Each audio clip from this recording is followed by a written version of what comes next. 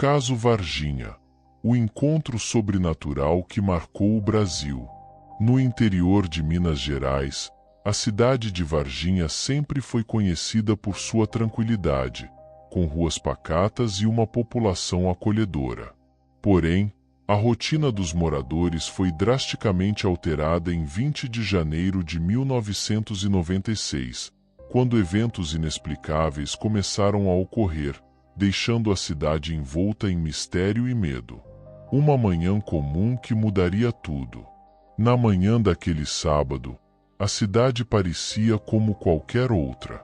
Mas algo estava prestes a acontecer que ninguém poderia prever. O dia começou calmo, mas logo os moradores começaram a perceber que algo incomum estava no ar. O céu estava nublado e pesado, como se a natureza pressentisse que algo sobrenatural estava prestes a ocorrer. O primeiro contato. As jovens Liliane, Valquíria e Kátia Xavier, 3 irmãs que viviam no bairro Jardim Andere, saíram de casa naquela tarde para um passeio habitual. As 3 decidiram cortar caminho por um terreno baldio, que ficava próximo a um matagal.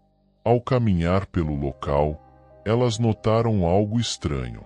Em um canto isolado, próximo a um muro, havia uma figura encurvada.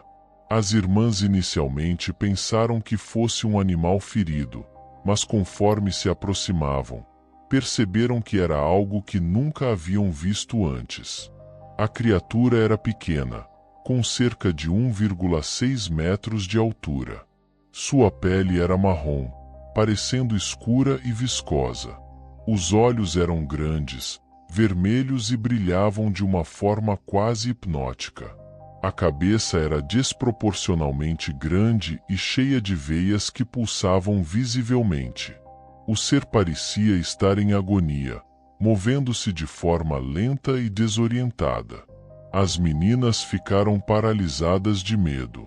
Kátia, a mais velha, tentou segurar as mãos das irmãs, mas logo todas saíram correndo em desespero, gritando por socorro. Elas chegaram em casa ofegantes e contaram à mãe o que haviam visto.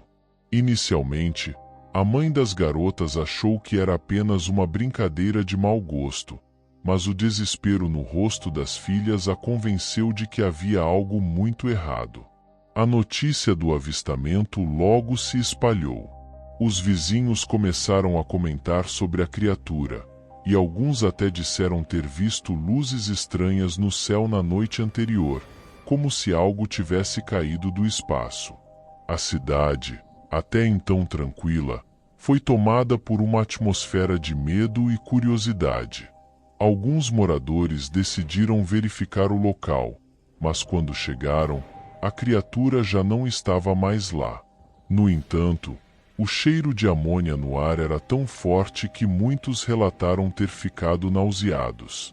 Na manhã seguinte, Varginha acordou com uma movimentação incomum de veículos militares. Caminhões do Exército Brasileiro foram vistos circulando pelas ruas, especialmente nas proximidades do terreno baldio onde as irmãs Xavier tinham avistado a criatura. Soldados armados foram vistos isolando a área, e algumas testemunhas disseram ter visto homens em trajes especiais carregando algo coberto por uma lona para dentro de um caminhão. O que estava acontecendo em Varginha? Por que o exército estava tão envolvido? Essas perguntas começaram a se espalhar, mas as respostas eram vagas.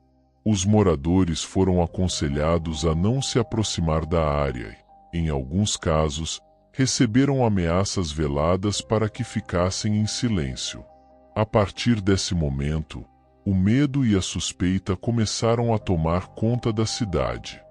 Enquanto isso, em outra parte da cidade, algo ainda mais inquietante estava acontecendo. No Hospital Regional de Varginha, uma equipe médica estava sendo mobilizada para um caso incomum. Um paciente, trazido por militares, estava sendo mantido sob sigilo absoluto. Médicos e enfermeiros foram chamados às pressas, mas o que eles viram os deixou perturbados para o resto de suas vidas. Um ser que não era humano estava em uma maca, gravemente ferido. A pele marrom, os olhos grandes e a cabeça cheia de veias pulsantes eram exatamente como as irmãs Xavier haviam descrito. Os médicos tentaram prestar socorro, mas o ser parecia estar em um estado irreversível de agonia. O que quer que fosse, estava além da compreensão deles. Dentro de algumas horas, a criatura não resistiu e morreu. Rapidamente, agentes do governo apareceram e tomaram o controle da situação. O corpo foi removido e os funcionários do hospital foram instruídos a não falar sobre o que haviam visto. Porém, alguns deles não conseguiram guardar o segredo. Um dos enfermeiros que ajudou no atendimento começou a apresentar sintomas estranhos e acabou falecendo poucos dias depois, o que aumentou ainda mais os rumores de que algo sinistro estava acontecendo. Alguns dias depois, mais testemunhas começaram a surgir. Agricultores na região rural de Varginha relataram ter visto luzes estranhas no céu durante a madrugada. Uma das testemunhas, um fazendeiro conhecido como Eurico, afirmou ter visto um objeto em forma de disco caindo em uma colina próxima. Curioso, Eurico se aproximou e viu algo que ele descreveu como não sendo deste mundo. Antes que pudesse examinar mais de perto, foi afastado por soldados que rapidamente isolaram a área. Outros moradores disseram ter visto luzes vermelhas e azuis piscando no céu, seguidas de uma explosão abafada, como se algo tivesse colidido com o solo. O que quer que tivesse caído, foi removido rapidamente, e os moradores foram advertidos a não falar sobre o que haviam presenciado. À medida que as semanas passavam, mais detalhes do encobrimento começaram a surgir. Relatórios vazados indicavam que o exército brasileiro estava trabalhando em conjunto com outras agências governamentais para suprimir qualquer informação sobre o caso. Alguns ufólogos que tentaram investigar foram seguidos e intimidados, e alguns até tiveram suas casas invadidas e seus documentos confiscados. Os rumores também sugeriam que o governo dos Estados Unidos estava envolvido, talvez oferecendo assistência técnica ou tecnologia para encobrir o incidente. Alguns acreditam que os restos do objeto caído e do ser capturado foram enviados para instalações secretas fora do Brasil para estudos mais aprofundados.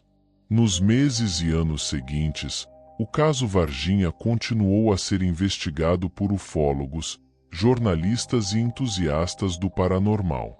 Alguns militares e civis, sentindo-se culpados ou amedrontados, decidiram quebrar o silêncio e compartilhar suas histórias. Um soldado que participou da operação admitiu que viu algo que não era deste mundo e que foi instruído a manter segredo sob pena de ser preso. Outros depoimentos vieram de moradores que insistiam ter visto mais de uma criatura e que outras operações militares ocorreram em áreas rurais próximas.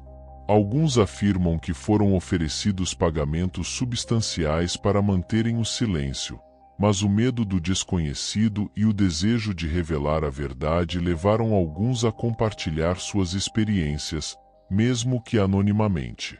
Em meio à crescente pressão da mídia e da população, o governo brasileiro finalmente emitiu uma declaração oficial negando qualquer envolvimento com seres extraterrestres.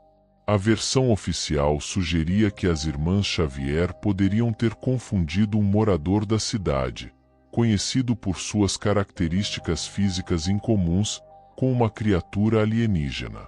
Quanto à movimentação militar, foi dito que fazia parte de exercícios rotineiros e que as luzes no céu poderiam ter sido causadas por balões meteorológicos. No entanto, essa explicação foi amplamente criticada e rejeitada por muitos. Ufólogos continuam a investigar o caso e apontam inconsistências nas declarações oficiais, bem como a falta de transparência do governo. Documentários, livros e até filmes foram produzidos sobre o caso Varginha, que se tornou um dos eventos mais debatidos e intrigantes da história da ufologia. Hoje, Varginha é conhecida mundialmente como a Roswell brasileira. A cidade atrai turistas de todos os cantos do mundo, curiosos para conhecer o local onde supostamente seres de outro planeta foram avistados. O caso se tornou uma lenda, mas uma lenda com base em relatos, evidências e um mistério que ainda paira sobre a cidade. Enquanto os céticos continuam a debater, muitos acreditam que o que aconteceu em Varginha foi um encontro real com o desconhecido, um evento que desafia nossa compreensão da realidade e que, até hoje, permanece sem explicação definitiva.